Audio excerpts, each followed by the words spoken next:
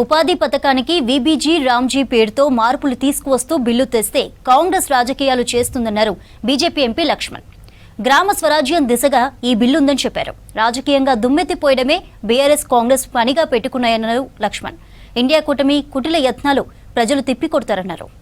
మన్రేగా పెరిగినటువంటి ఆ యొక్క బిల్లులో ముఖ్యంగా మరి జీ రామ్జీ పేరు మీద కొత్తగా బిల్లు తీసుకొచ్చి ఉపాధి రోజులు పెంచి లేదా గ్రామాల్లో మహాత్మా గాంధీ కోరుకున్న రామరాజ్య స్థాపన కోసం కేవలం గోతులు తవ్వడం కాదు, ఇవాళ ఆ యొక్క గ్రామ పునర్నిర్మాణం కోసం అక్కడ కావాల్సిన నీటి వనరులు లేదా కావాల్సినటువంటి ఒక ఆస్తుల పెంపకం, చెరువులు అలాంటి అనేకమైనటువంటి మార్పులతో మరి ఈ యొక్క బిల్లుని తీసుకొస్తే దాన్ని కూడా తప్పుపట్టడం, మహాత్మా గాంధీ పేరు తీసుకుని చెప్పి రాజకీయం చేయడం ఏ రకంగా ఇవాళ ప్రజలు గమనిస్తున్నారు. ఖచ్చితంగా ఈరోజు 100 రోజుల నుంచి 185 రోజులకు ఉపాధి రోజులు పెంచడం జరిగింది.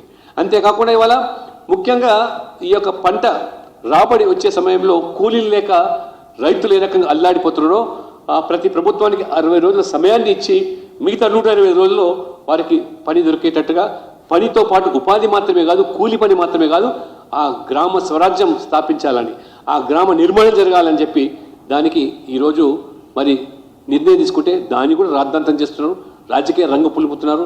మీ హయాంలో మీరు 15 సంవత్సరాలు ఈ మన్రేగా పథకం అమలుకి వస్తే మొత్తం దేశమంతా కూడా 1,00,000 కోట్లు ఖర్చు పెడితే ఈ 11 సంవత్సరాలనే మోదీ ప్రభుత్వం దాదాపు 8 లక్షల కోట్ల రూపాయలు గ్రామాల్లో ఉండేటువంటి ఈ యొక్క పేద యువతకు ఉపాధి పనులు కల్పించడానికి దోహదపడ్డారు.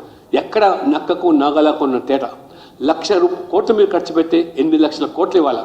రోడ్లు కానీ ఇవ్వాలా, లేదా శ్మశాన వాటికలు కానివ్వండి, చెరువుల నిర్మాణం కానివ్వండి, ఇవాళ గ్రామంలో జరిగే ప్రతి పని కూడా, చిన్నపాటి పని కూడా కేంద్ర నిధులతో తప్పితే తెలంగాణలో గత ప్రభుత్వం కానీ ప్రస్తుత ప్రభుత్వం కానీ రాష్ట్రం నిధులు ఖర్చు పెట్టినటువంటి ప్రభుత్వాలు ఇవాళ ఈ రకంగా తప్పుపెట్టడం ఇవాళ ప్రజలు గమనిస్తున్నారు. కాబట్టి వీళ్ళ దగ్గర ఎటువంటి ఎజెండాలు లేవు కాబట్టి ఈ 2 పార్టీలు కూడా కాంగ్రెస్ బీఆర్ఎస్ ఎంతసేపు కూడా భారతీయ జనతా పార్టీని రాజకీయంగా దుమ్మెత్తిపోవడమే తప్పితే వాస్తవంగా ఈ అన్ని పార్టీలు ఇవాళ ఏకమవుతుంది.